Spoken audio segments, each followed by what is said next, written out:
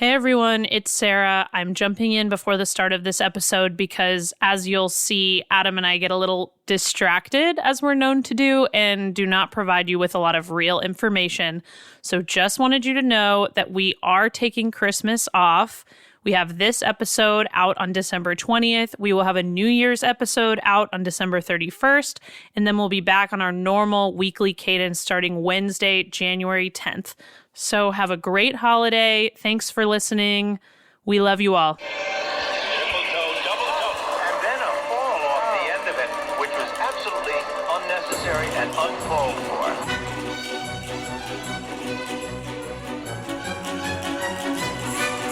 I'm not very much in favor of the counting of points.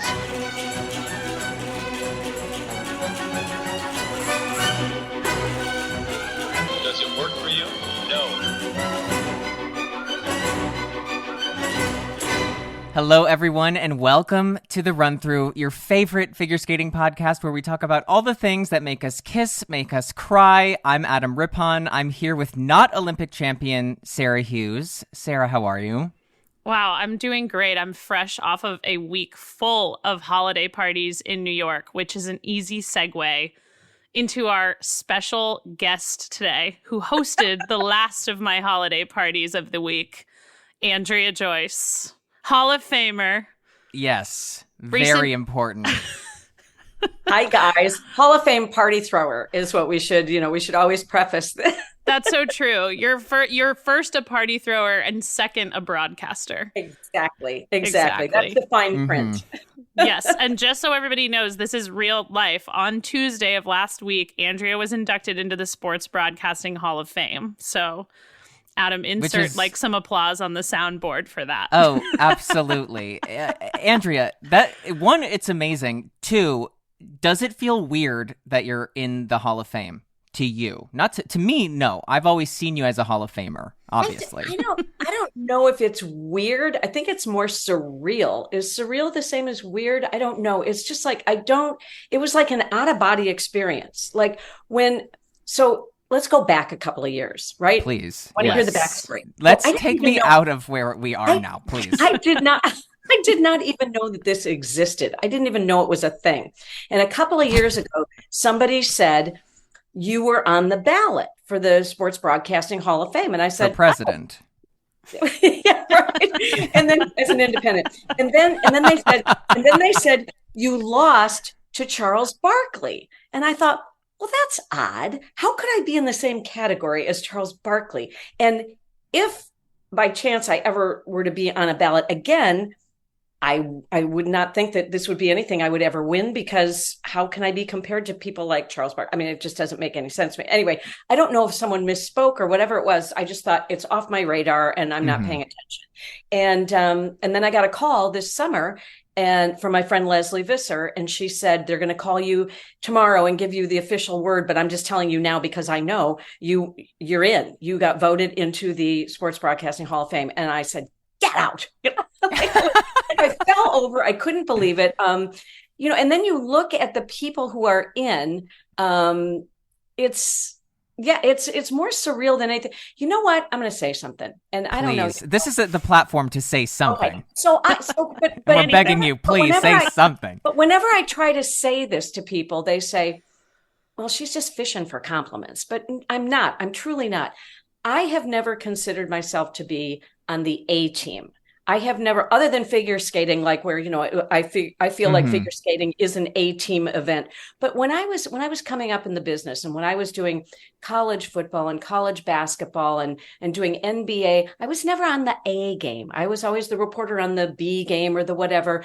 When people were doing NFL games, I was doing a dog show, like whatever, but I was always happy to work. And I never dogs work. Yeah. And I didn't, dog show sounds better. Dog shows now. Yeah. But I never ever, it wasn't that I didn't aspire to be like, I was never back in the day when the Monday night football game was the biggest thing on the planet. I was never even considered, I don't think, as the sideline reporter for Monday Night Football. I was never, when we did the Final Four, most years I did the women's Final Four and not the men's Final Four, but I was always happy to work.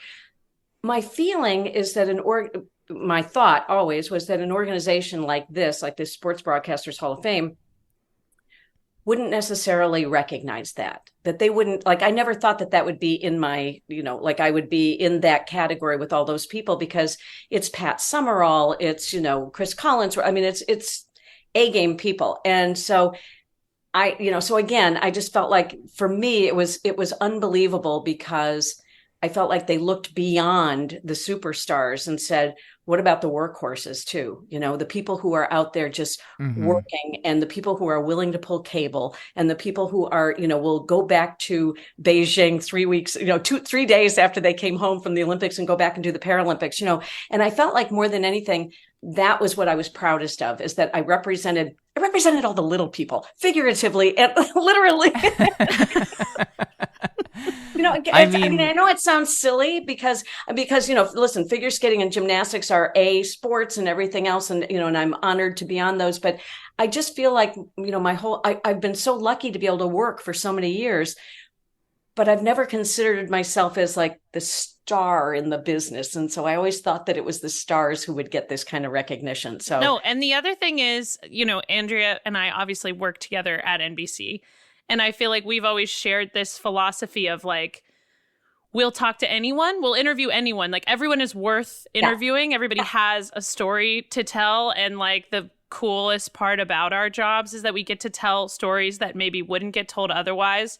So like, in the sense of you talking about little people, quote unquote, like, you're always game to like, let's talk to this person who is probably not going to win this event, but we think they're interesting, or like, let's just see what they're about. We'll talk to anyone, which is why you're so beloved by all the athletes. Well, yes. And at the end of the day, I mean, that is the reason why we're out there. We're out there to share those stories. And sometimes the gold medal winners aren't the best stories. I mean, it's just the fact, right? I mean, we all know that. But anyway, so thank you for letting me get that off my chest, because I tried to say it a couple of times on Tuesday night, and people were like, oh, you're a star, oh, you're a star. And I said, no, I'm not. I've never been a star. And we're here to tell you, you're not a star. You're not. Thank you. And that's our episode. Thank you for agreeing with me. Thanks, everyone. Thanks for listening. We're done. No, but there is something Sarah did share with me, that you told this really good story at your ceremony. And I hope that that's what you're leading into, Sarah, because you wouldn't let me know anything about it. Yeah, so I thought Andrea I'm biased, but I thought Andrea had the best speech of all 9 inductees on Tuesday night. My kids thought I had the best one too. My boys thought I had the best one, so that was cool. That was very cool. So, and they're not biased either. No. So, but no, actually, they would be the first ones. Actually, they would be the first ones to say, "Mom, you sucked." and they told us that, but they told you something different. But beside the point. But I thought that like a highlight of your speech was a story that, first of all, I was shocked that you told a story that I had never heard before, because we have talked so much over so many drinks at so many events that I feel like I have lived Andrea's whole career. And she told a story in her speech that I had never heard about, something that happened to her at the Dallas news station. And I told Adam, I was like, it's so good. I want to ask her to tell it on the podcast. Which one?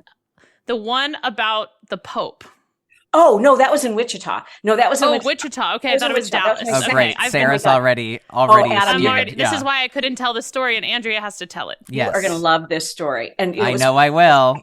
I wasn't going to keep it in. And then Harry said, no, you have to tell that story. And I said, well, it's not sports. And he said, no, but you have to tell people what it was like growing up in this business in the, late 70s, early 80s, when my first job was to do the weather, because I couldn't get a news job. God forbid anybody even think of a woman doing sports. I couldn't even do news. So I finally get a chance to do, I'm the co-anchor of the news. It's Action 12. It was like one of those, like, it was just like Anchorman. Did you see that movie, Adam? Yes. Yeah. I'm familiar. Okay. So your origin story. So yes. my line to the crowd was, you all thought that Anchorman was a comedy. It's actually a documentary. I mean, like, it's actually a documentary, because that stuff happened to me. And the guys who sat on the set were just like the guys in Anchorman. Like they just tried to make me mess up and tried to make me laugh. And they just thought it was funny because I was the girl, right? And they had never had a woman on the set doing anything.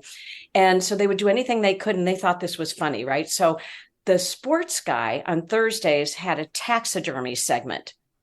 Not a lot of sports in Dallas, So this is like the most local news thing ever to have a taxidermy segment. Taxidermy segment every Thursday. Like big, like animals, like muskrats and like birds and all kinds of like weird looking things, and they're all stuffed. And then he's going to talk about the stuffed bird once I get done with the news. Right. So I'm reading voiceover copy about the Pope who had just died. The Pope had died, and he's pecking me on the shoulder with a bird. And I'm trying to read, and I'm going like this, and everybody in the studio is cracking up. And he keeps going like this, and he'd do one, and then he'd go 1, 2, 3, and he'd go, and I'm like this. I'm trying not to look, and I'm like, my voice is quivering, and I thought, well, that's it. I'm freaking fired for sure, And right. I get done, and it's all voiceover, so nobody can see me, but my voice is just like this, and I'm trying not to laugh. People are snorting, in the studio. And the news director calls me into the office, and he says, the switchboard lit up while you were reading about the Pope. And I'm getting ready to pack my stuff. I thought, well, that's it. I'm done. Right. I'm laughing while the Pope is dead. And he says the viewers were so touched that you were moved to tears because the Pope died. That I survived that was like, I remember thinking, okay, I'm still going to go to hell, because I laughed, But at least I'll have a job on Earth. But I still had a job. Oh my God. Oh, that was worth the wait. That was the stuff that they did, though, to me. And it was, and as I said in my speech, I said, today, all of that is so inappropriate and it's not politically correct. And you're like, women would sue and people would, and men wouldn't do that today. Or maybe they do. I don't know. But, but back then, that stuff just happened and you just moved on. You just move on. You don't get mad at anybody. You just move on and you think, I just have to survive and, get to the next place or get to the next day, get to the next story. I never told you that story, Sarah. I'm surprised. I don't think I had ever heard that story, which made it just so much better to hear it fresh in the ballroom. Yeah. To hear something fresh in the ballroom. And by the way, I went to 4 straight parties last week, and every night of the week, people asked me about how Tuesday went, and I told them that story. So I have told half of New York City. She deserves to be in the Hall of Fame just for that. Literally. Yes. And by the way, I told Adam, Adam did an interview, listeners, a video interview for Andrea's Hall of Fame reel, talking about her. And he was the star of the videos. So I will say that I thought, and Maeve Kelly and you, Sarah, and Alexa Pritting, so many people helped put that video together. And I didn't see it until we got there that night. That was the first time I saw it. And so I knew a few people who were interviewed, but Adam, I didn't know you were going to be in it. And I couldn't miss it. Did you see the video? You were so perfect. You got the biggest laugh. I mean, it was so perfect. And the video itself was just so incredibly well done. I mean, it was just, I thought it was the best video personally. I'm biased, but I thought it was the best video. Just the way it was constructed and the way it was put together and the different people who were in it. And, it was poignant, but funny. And and Maeve just found the most incredible old footage and pictures of you that I showed the video to Adam, by the way. He had seen it. It's fabulous. Okay, so what Harry and I do not have in our stacks and stacks of VHS tapes, in the basement, we don't have anything from when we worked together in Colorado, in Denver. And so she found that clip where Harry was anchoring the news and he pitched it to me out in the field at some flood, or something. And for the two of us to be on this, that was, for us, it was priceless. I mean, it was so unbelievable. It was terrific. It was so great. The only thing I worry about is that, so Maeve worked on this she worked so hard on it, and she was home a lot because she was pregnant. She just had a baby, right? What, a month ago? Not even a month, 3 weeks ago. So I'm thinking, when I was pregnant, you played Mozart, and you played for your unborn child. You played Beethoven, for your unborn baby, and they say it's supposed to stimulate their intelligence. And I'm thinking, this poor baby had to listen to me for 5 hours a day. Oh, this baby is going to be a great interviewer, great storyteller. Oh, a million. You're Great. the Already Mozart of our time. To me, every time I hear your voice, it's like hearing a classical song. That's true. Just like Mozart, in fact. Yeah. Adam, it's exactly next time Adam choreographs a program, he's going to mix in your voice. Kind of like when Camilla put in Christine Brennan saying she was doping in her program. She did not. Oh, she did. Yes. Oh, yes. What? So, know, the Russians are banned, obviously, from competing, as you know. Yeah. But they still do some of their little, domestic events and whatever. They're doing their own Grand Prix or whatever, and nationals and test skates. And last year, at the start of the 2022 season, right, Adam, last fall, post Beijing, Camilla came out with this new free skate, and it was like about her doping plight. And it started with had some VOs of American newscasters talking about her doping, and Christine Brennan's voice was in it. Oh my! You have to send that to me if you find it. I would love to see it. I will find it. And then what music? Find it. And then what music do you put to that then? Whatever you want. You put whatever you want. If Christine Brennan is one of the artists listed for your piece of music that you're skating to, it doesn't matter what that music is. Yeah, her voice will go with anything. It applies to any situation. Exactly. She can do anything. Sports, USA Today, CNN, she can do it all. So it can go with free skates. Oh gosh, that's funny. I wonder if she knows. I wonder if she knows she's in it. She knows. She knows. Yeah. Was she not happy? I think I originally found out because she tweeted about it, maybe. I don't remember, but she definitely knows. I mean, I feel like it's kind of like that's a badge of honor, I think. I don't know, Christine. That's yes. I mean, in somebody's skating. Yeah. I'm sure that you'll make it there. I mean, before Christine Brennan, the last American journalist to be in a Russian figure skating program was Katie Couric in a 9/11 themed program. Oh my God, yes. Do you remember when Veg did the 9/11 program, Andrea Medvedeva? Oh, right. Yes, right. And the voice of Katie Couric was in it talking about the terrorist attacks. So, she was truly the last morning show personality I thought would make an appearance at the World Championships. Yeah, you thought it'd be Reese Witherspoon or Jennifer Aniston. Yes, I thought it'd be actresses from the morning show. Wow. Yes. No, I have to get better at finding these things online. This is very interesting. Wow, you guys are amazing. Oh, I mean, listen, we've learned from you the best on how to gather knowledge. To dig until you get something, right? Oh, yes. And we like to dig. And, I think just based on these last few stories that we've gotten to tell you about skating, I have to imagine skating probably holds a very special place in your heart. It's got to be one of your favorite ones. It is. Do you have any sort of situation in skating that you couldn't believe what was happening while you were there at some sort of event, no matter how big or small the event was? Are there any events that stick out in your mind? I mean, obviously, Beijing with the women. I mean, that was, and I remember standing there. I was in the mix zone, and everyone was scrambling because, remind me, who's the Russian skater who won the silver? Trusova. Yes. And she thought she should win gold, right? Yeah. Yes. So just to watch the drama within the drama, because everyone thought at first that she was mad because Camila was off the podium and that she had been so, maybe what they thought was right. We weren't sure what she was upset about. Right. Mm-hmm. So people are asking me, and I can see her, and she was hiding behind a pole, and I thought, and they're trying to get them out there for the medal ceremony, and I thought, I've done 16 Olympics, and I've never seen someone hide and not go out for a podium. I've never seen, ever.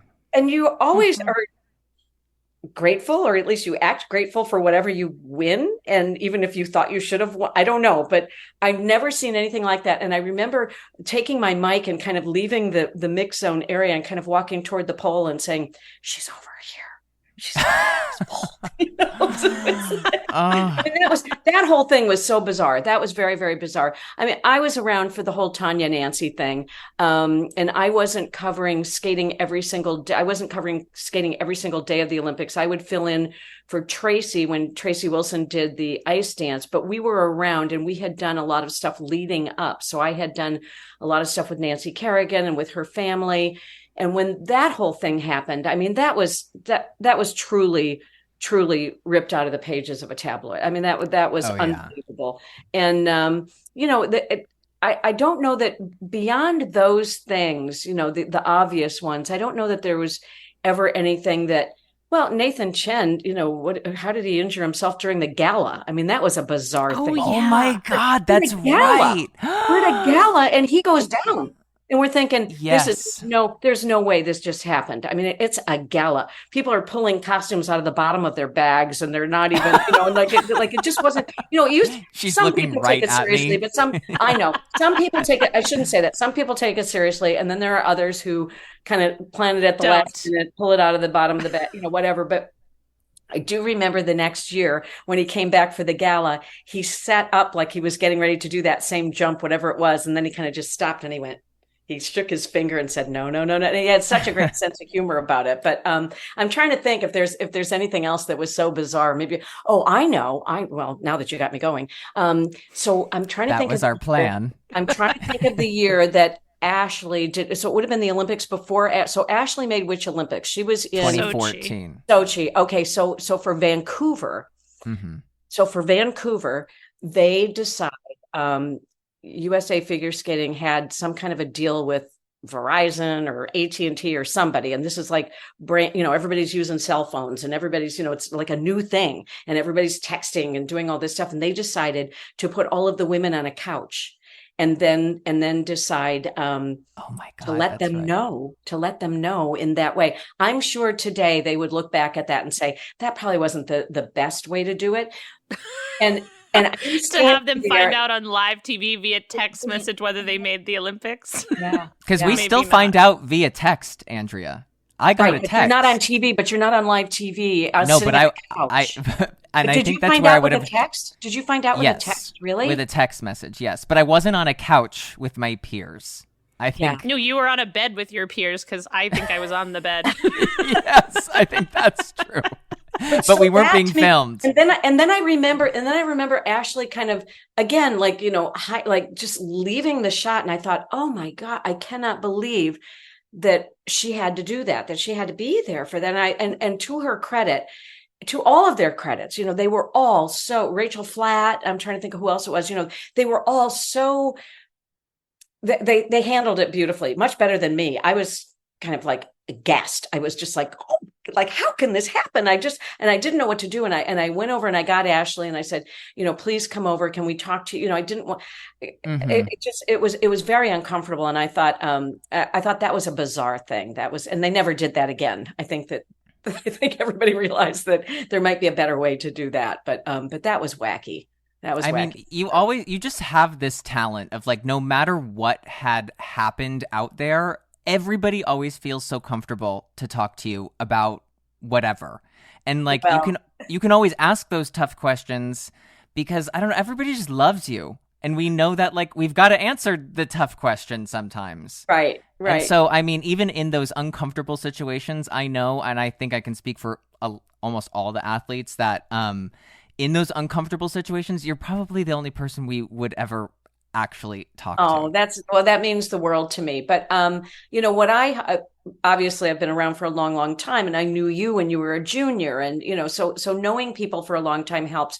But what I also hope is that what every athlete in any sport realizes is that I'm not out there to get them. I'm not out there to I'm not out there to ruin anybody's life. I don't if I had my choice, everybody would be on a Wheaties box. All of you, everybody. I want everyone to win. I want gold medals for everybody, and I want everyone to you don't want anyone to suffer or to do poorly. But when that does happen, obviously, you can't be afraid to ask the question, and what happened, or and if you do it with some kind of sensitivity, and just treat people like human beings. I think that's really what it comes down to. It's pretty simple. Yeah. And then I have another question, without naming any names. Has there ever been an interview where you left the interview and you thought, what the fuck were they saying? And then if you want to name names, who was it? Or what were they not saying?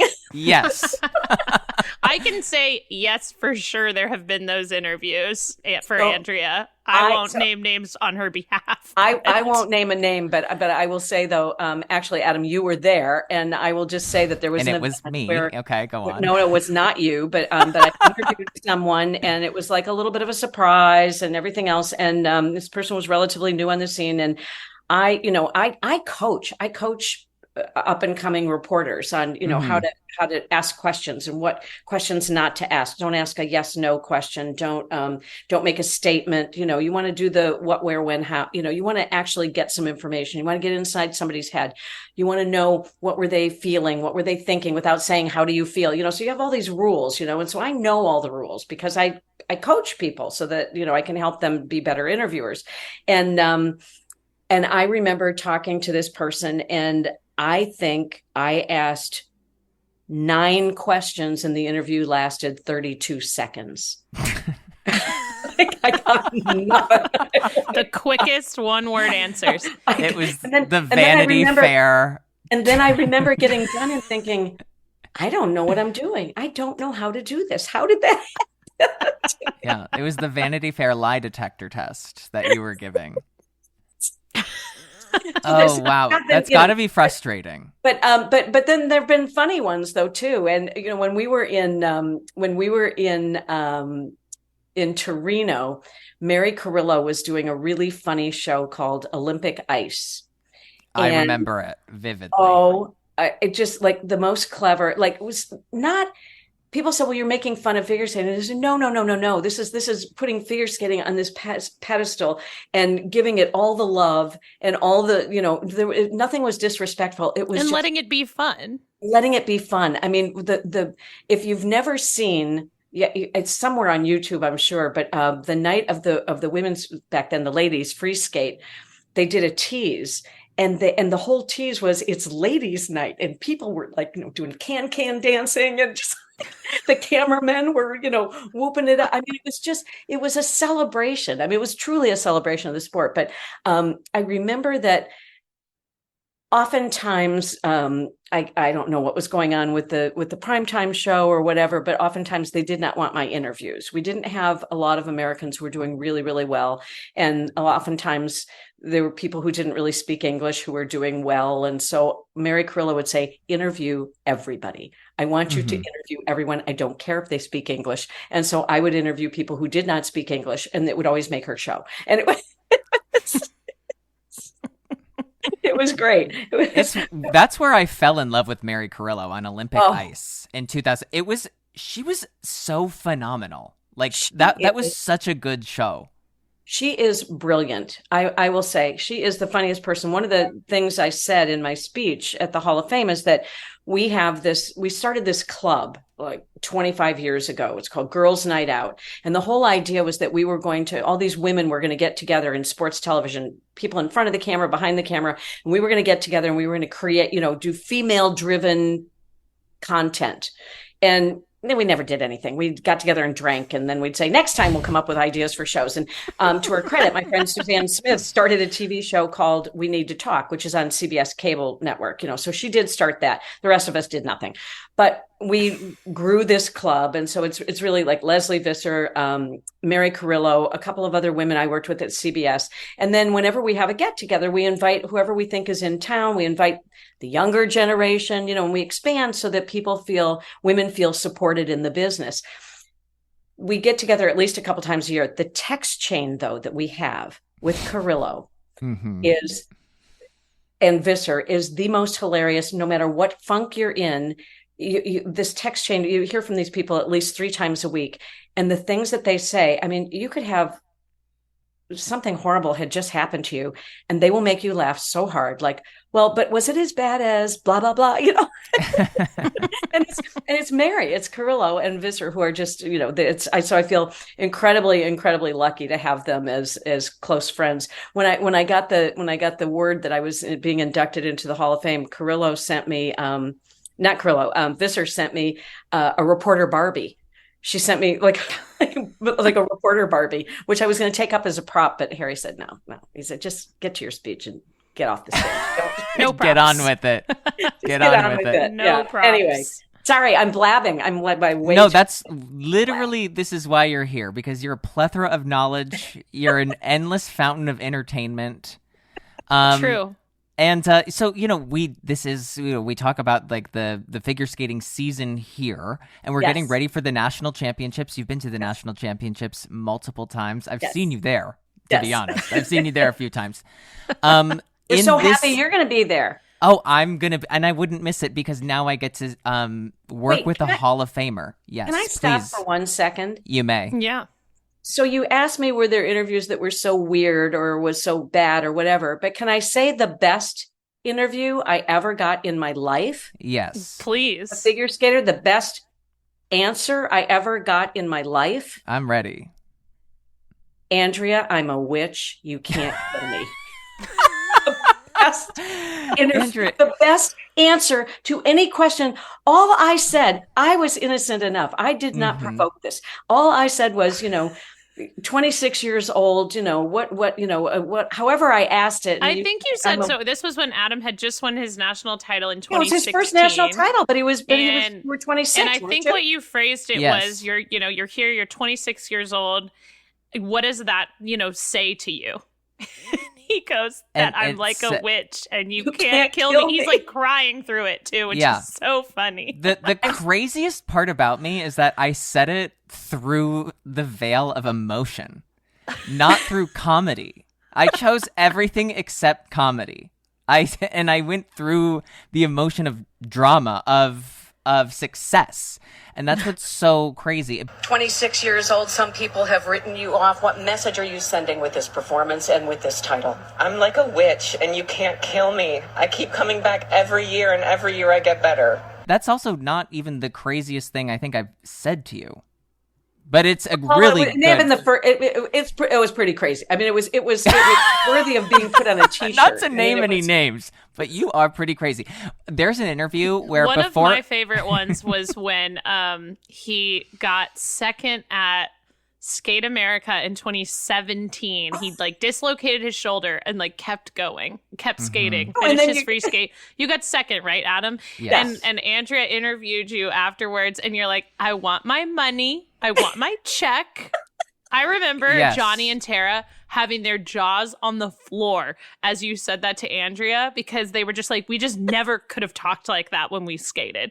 And we were all just like, I guess he just said it on live TV, so it's done now. I guess it's over. Oh my God. So much fun. Yeah. So I honestly, and I'm not just saying it because, you're sitting here on this podcast with us, but honestly, I always knew that I could count on you to just at least not speak in cliches or whatever. I don't know if you knew what happened in Pyeongchang, but there was a radio show.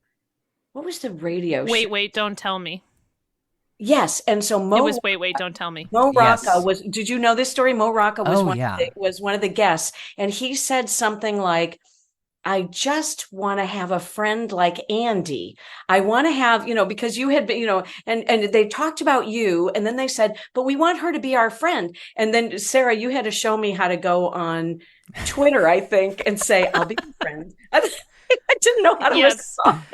Yeah, they were talking about how Adam would always, during the 2018 Olympics, address Andrea by name as he started his answer in the interview. He'd pause and he'd go, Andrea. Yeah, or Andy.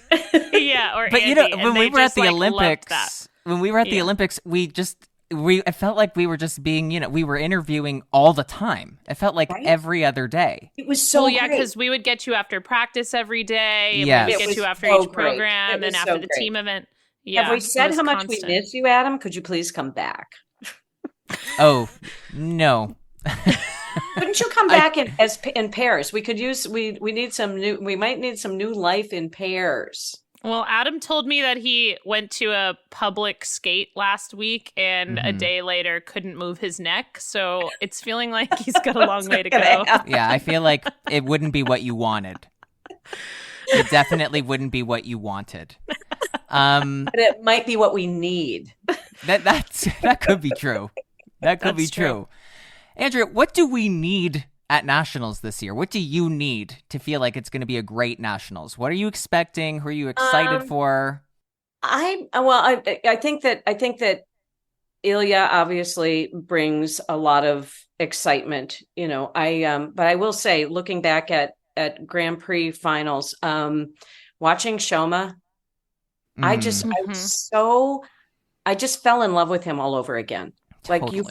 Like you forget how and this poor guy behind one group, they leave, then he's behind another group. You know, I sort of feel like, well, he's the Andrea Joyce of of course he is a 3-time world champion. So I guess he's, you know, I guess I can't really compare myself to him. No, there are worse things to call someone than the Andrea Joyce of figure skating.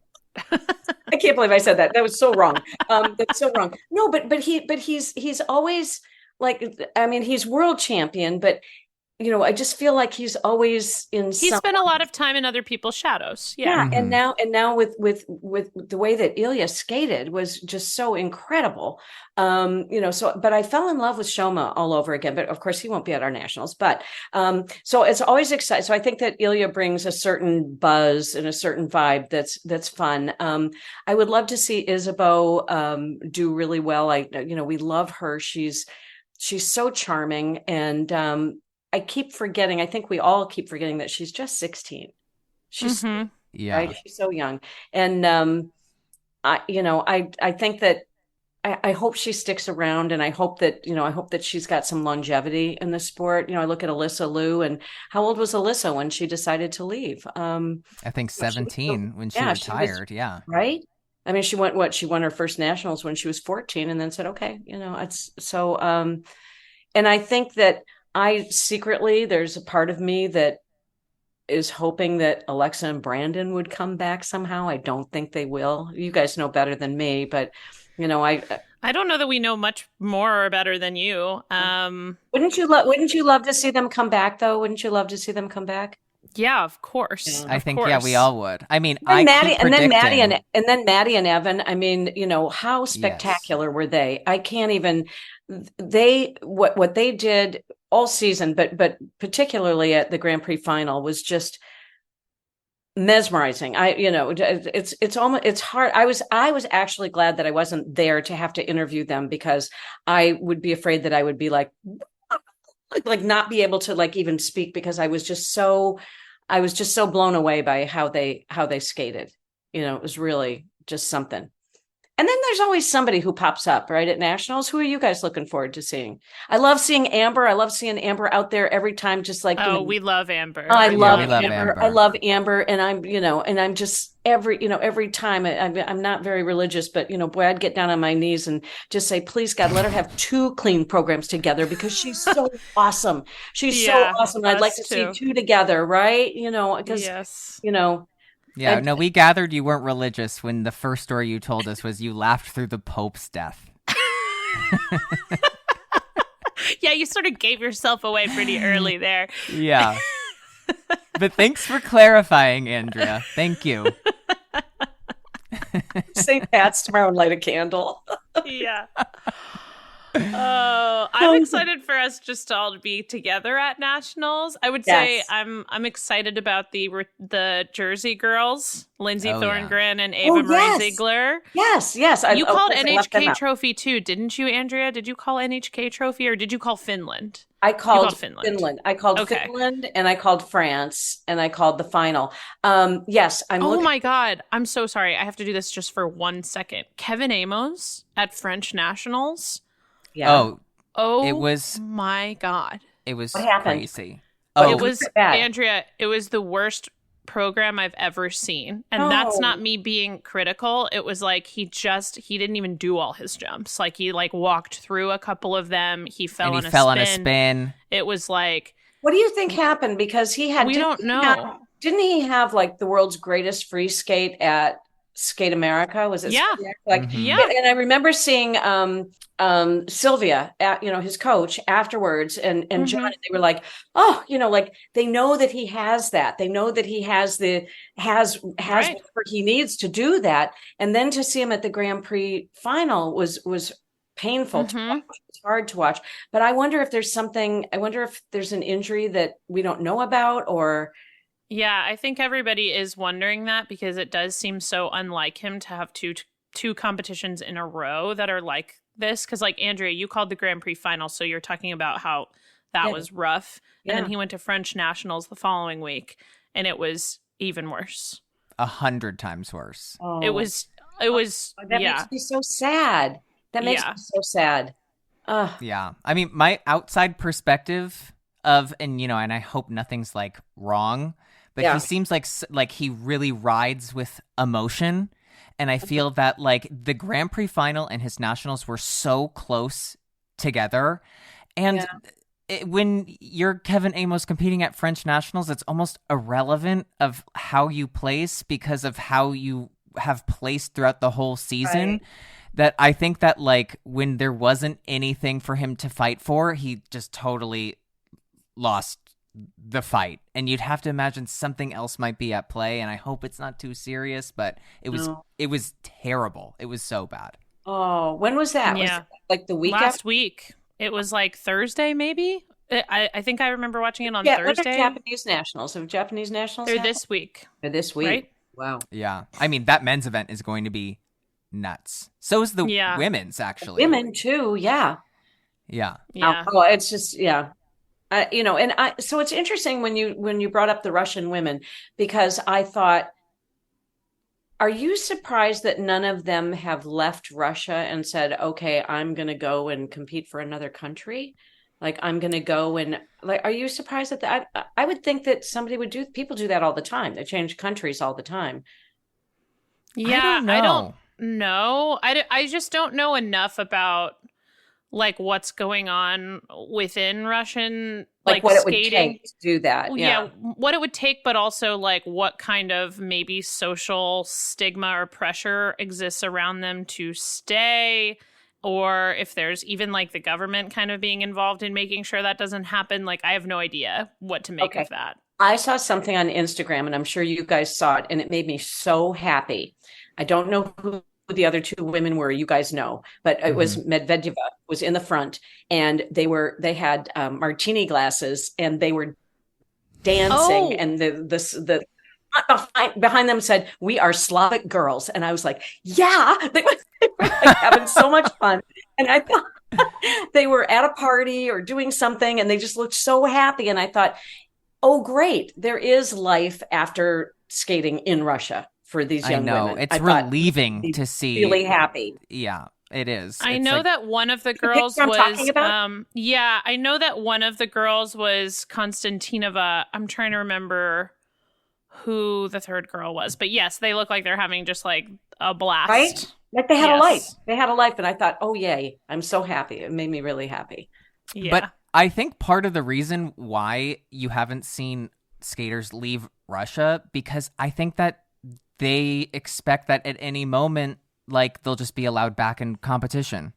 And so once you, like, say, I'm going to switch a country, you have to sit out of competition for 2 years. So if anybody at this point, if you've competed from, like, your last international representing Russia, I mean, then, you have skaters like Gubanova, who's Russian, and like even at Europeans when she won last year representing Georgia, was like, I was only there once and I can't wait to go back. And it's like, so there are those skaters, and they've benefited from not. I love my country so much that I've been one time and it was lovely. I had the best lunch in my new country. I love my new country.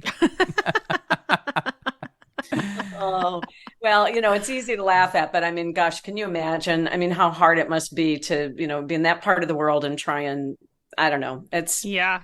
yeah. And harder probably for single skaters. I think that maybe a dance team would have more longevity and maybe they can continue to skate until they're older. And so maybe changing a country would be a little bit easier or a little more doable. I don't know. Or even Maybe. like there's a light at the end of the tunnel that if you don't make it through this Olympic cycle, you'll Yeah. still be able to, maybe things will be resolved and you'll skate in the next Yeah. one. Who are But you yeah. looking forward to seeing at nationals? Well, in addition to the Jersey girls. Yes. Mhm. Yes. Which Isabeau is a part of, isn't she also in Yeah, New Jersey? she is a Jersey girl Yeah. as well. Trio of Jersey girls, which Oh, is wow. Oh, very wow. exciting. Yes. I mean, I love the dance event, Andrea. Yes. So I'm excited to see, you said Maddie and Evan. I'm not sure if we are expecting Caitlin and John Luke to compete, but they're entered. Oh I hope boy, that I they miss can. them. I miss them. Yeah, Mhm. me too.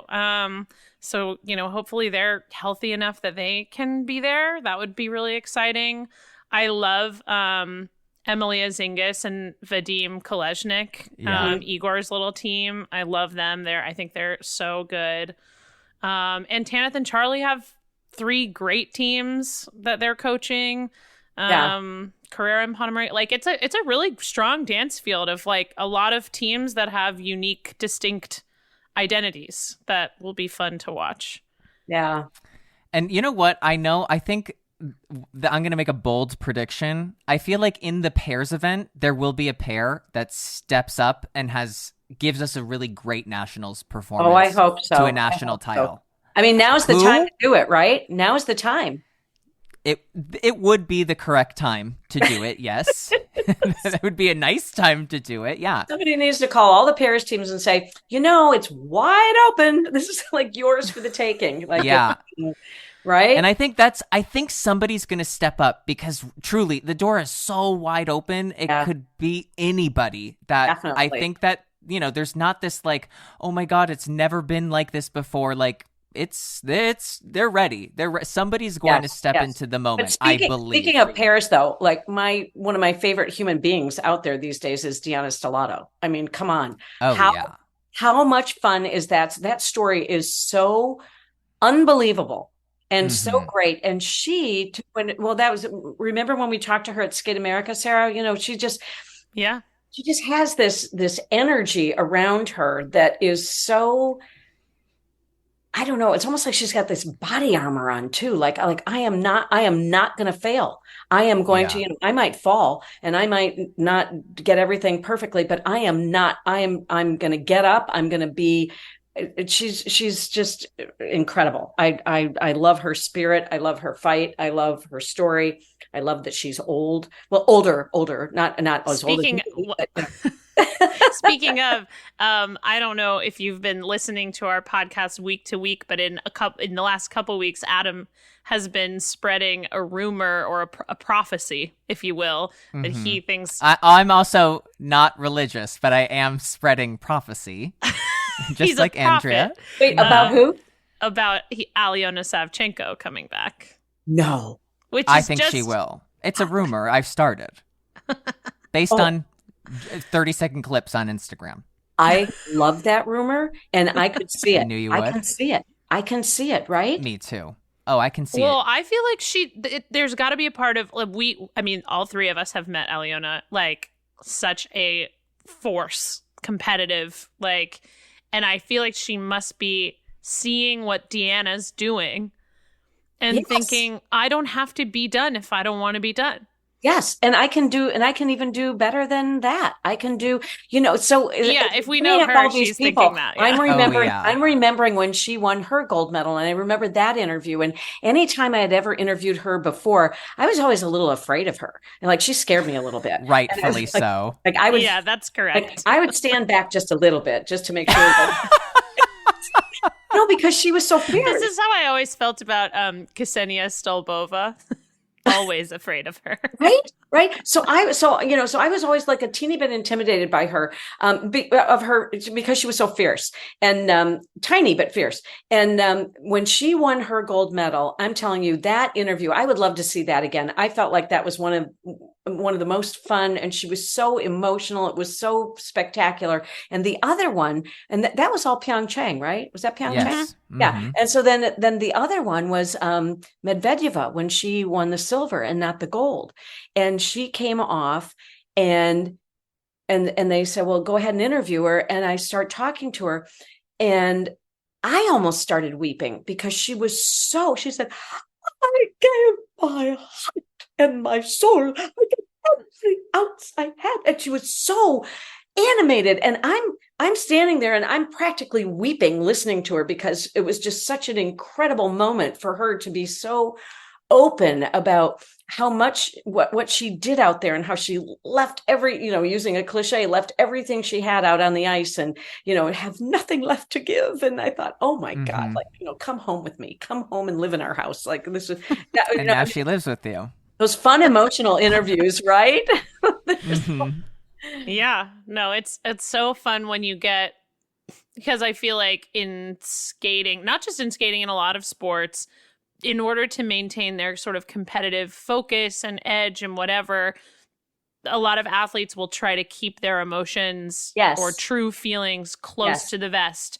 And it's not necessarily because they don't trust you, the interviewer. It's like a tactic in their own mind. Adam, stop me if I'm wrong, but I think it's an act of self-preservation of I can't let this be bigger than I'm making it. And I can't be happy. I can't be sad. I just need to keep this level mindedness. And it's just an act of, I think athletes do it as a way to just not freak out. Yeah. And that's what makes it so special when you get an interview like that, where all the emotion does come out, because you can see all of what they've been holding back and holding in to try to win or whatever it may be. And that's, that's why we all keep coming back. I mean, that's why you keep working. That's why because you just never know what's going to happen. And, and those moments, I mean, even the moments that aren't as exciting are still fabulous, right? Because you're standing there. My feeling is that I'm always standing there with somebody who has just done something,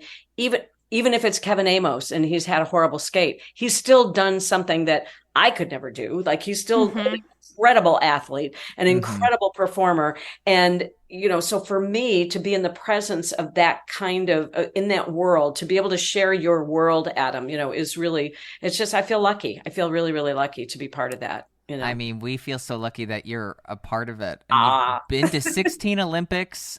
We hope that you're at 16 more plus. I go with my walker. I'll be pushing the chair. I'll be wheeling you out to set. I mean, Andrew's ready. I'm going to give you young people one piece of advice. So what I noticed, there are two things that I learned from looking at all the pictures of the Hall of Fame. First of all, no one tells you when you get older, there's no such thing as a cute cry. Don't cry. Don't ever show emotion once you get past 50 years old, because it's not. It is not pretty. Bottle it up. The other thing Note taken. Go on. You have to pay attention to your posture. I saw a couple pictures of myself and I looked like my mother, and I was like, I just looked all bent over, and I thought, oh my God, I always think I look so good for my age. I mean, I'm 69, I'm old, and I always think I feel like I look pretty good. And I saw a couple of pictures where I was holding the thing that was really heavy, and I was kind of bent over the award. And I thought, oh man, wait till you see me at nationals. I'm going to be standing up straight. You're going to look like Misty Copeland. Back straight. And I'm going to wear a tutu. Wow, I feel like I don't have great posture as it is. And you're making me, and I've always been a little bit conscious of it. And sometimes I do see it in photos and I'm like, why am I bent over like that? I need to think about it more.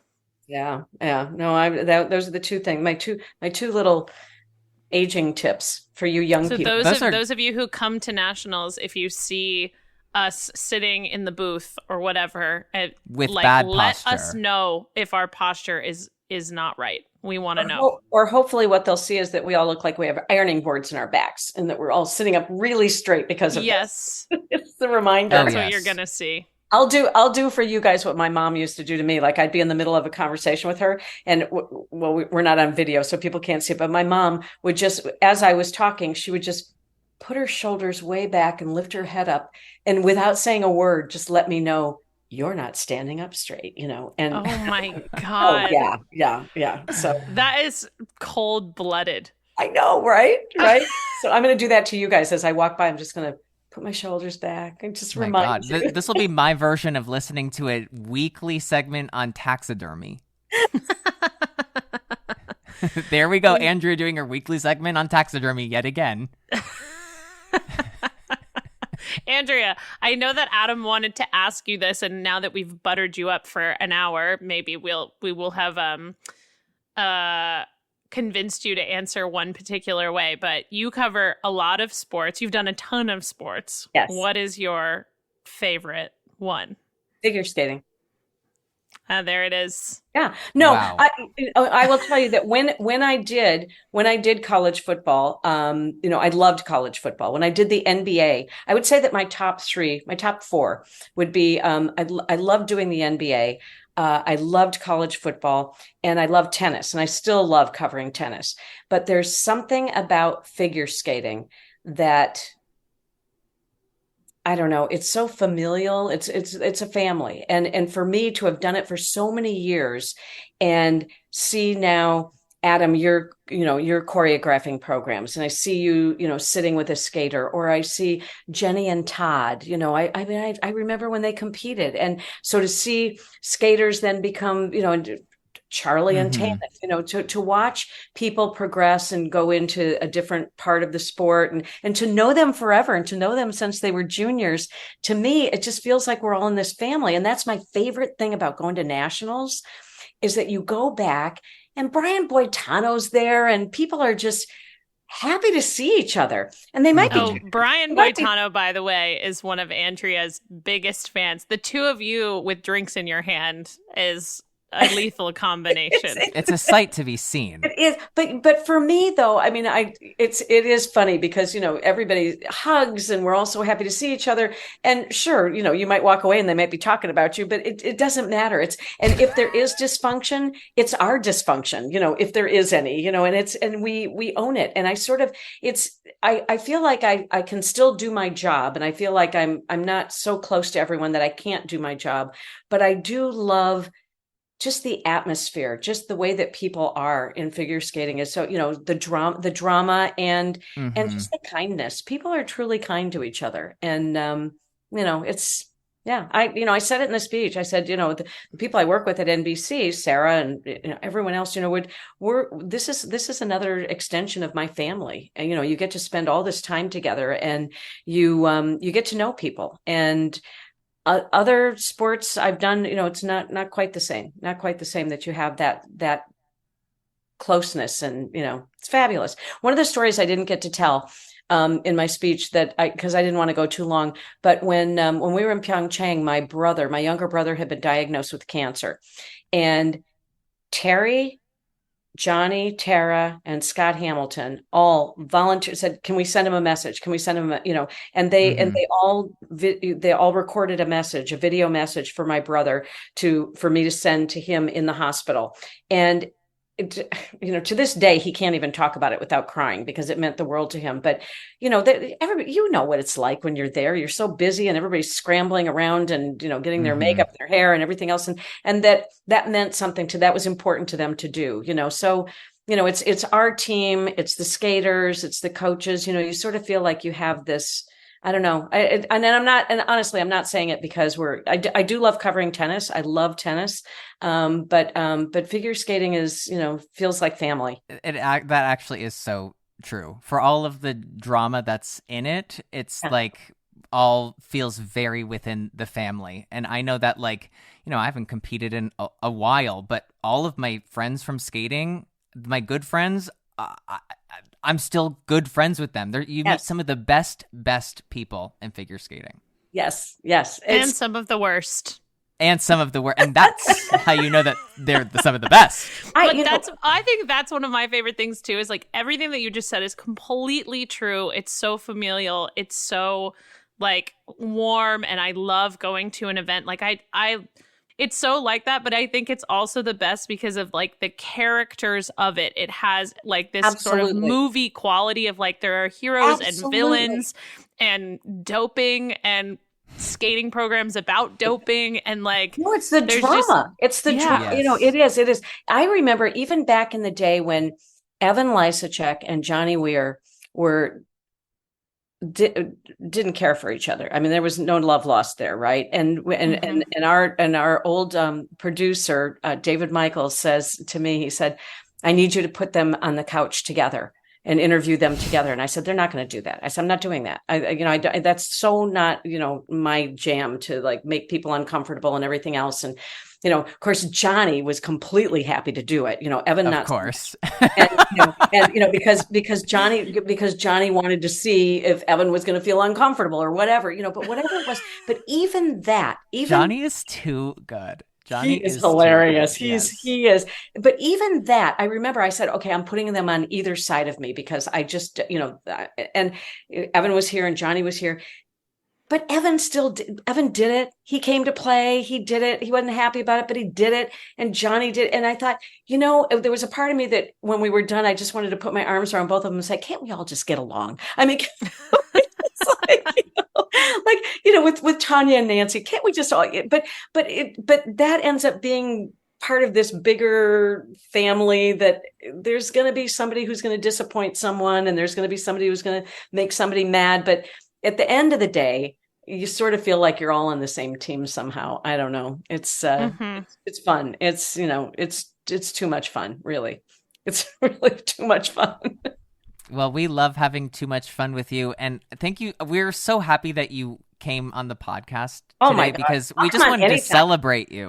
Well, I told Adam, I was like, we need to be the main journalistic outlet to report on Andrea's induction into the Sports Broadcasting Hall of Fame. We need to be the first journalists on the scene. Yes, first on the scene. And I hope that we are. Well, I appreciate it. And I'm, somebody said, "Oh, are you still, do you have an afterglow of the, and I said, I have not stopped smiling. And you know what? I'm going to take that smile to my grave because it was a great night. It was beyond anything I ever could imagine. And I will tell you one other thing. I'm so critical of myself. Like every time I do an interview, anytime I do anything, especially when I do play-by-play for figure skating, I think I get done and I go, I wish I would have done this. I wish I would have said that. I should have asked that question. Why did I say it that way? I got done with my speech and I walked off that stage and I thought, I freaking nailed it. I nailed it. Yeah, you did. For the first time in my life. It took a long time, took 40 years in the business, but for the first time I got off the stage and I thought, I don't need a do-over. I'm really happy with the way that went. So there you go. I can die there happy. You go. By the way, before we go, speaking of figure skating family, we have a new baby in our family, the Run-Through family. Ooh. Yes. Baby Rosie was born on Wednesday of last week. Yes. Mm-hmm. Yes, of course she was born on the date of an episode being released. Because she's our biggest fan already. She is beautiful. She's mommy's biggest fan. Yes, she actually is a beautiful baby. Yes. I hope Ashley has a chance to listen then to this, and because we send her all of our love, and I send her all my love. Oh my gosh. She's a beautiful little baby and lucky to have Ashley as a mom. Yes, 100%. We're so excited. We're so excited to meet, and we think... Will she bring her to nationals? We think so. We hope. So getting to Columbus is not easy, but it might not be horrible from Boston, right? She's coming from Boston. Mm-hmm. She might be able to get there. Oh, I'll go pick her up in a car. I'll drive her. I'll drive her to... I'll drive her to Columbus. Nothing would be safer. That is a road trip that I would love to be part of. Maybe we should all drive. Andrea, Ashley, and Ashley's baby. Oh, yeah. Me driving. I would do it. I would drive her in a heartbeat if she didn't want to get on a plane. Although putting a baby on a plane is much easier than, it's easier to travel with them at that age than it is when they get older. So, but yeah, so hopefully that can get that to happen, because Adam and I just really want to meet her. So we're like, she has to come. You have to come. She has to come. Everybody has to come. Everyone has to come. Everyone needs to be Columbus in Columbus, is the Ohio. place to be. Yes. Columbus. Yes. Well, Andrea, thank you so much. We love you with our We full love you. heart. Love you We guys. You love know I love you. you guys. You know I love you both. And congratulations. You are so deserving. I think, you know what? I take back what I said in the beginning, that you're not a star. I do think you're a star. Fine. I've said it, and it took me an hour, and it's all right. It took me an hour, but I got around to it. But yeah, we love you. Thank you so much for doing I'm going the to repeat podcast. that. I'm going to repeat that. Well, Adam said I'm a star. Listen, that holds a lot of weight. It holds a lot of weight. It does with my friends. You guys are great. You guys are great to have me. Thank you so much. And thank you for doing this podcast, because I've listened and I think it's so much fun, and it's a blast to listen to. I think some episodes have more information than others. So true. So true. How dare you? But they're Okay. all entertaining. Well, we Yeah. have such a good time. We can't wait till Ashley's back. Congratulations to Rosie, our now 4th member of the team. Absolutely. Yes. Congratulations to Rosie on having 2 nightmares of an aunt and uncle in Adam and me. Yes. You deserve Oh it, no, girly. she's a lucky little girl. She is lucky. She is Well, lucky. Andrea, thank you so much. We love you. Everybody, Thanks, we will guys. see you soon. We'll talk Love to you later. guys. Bye. Bye.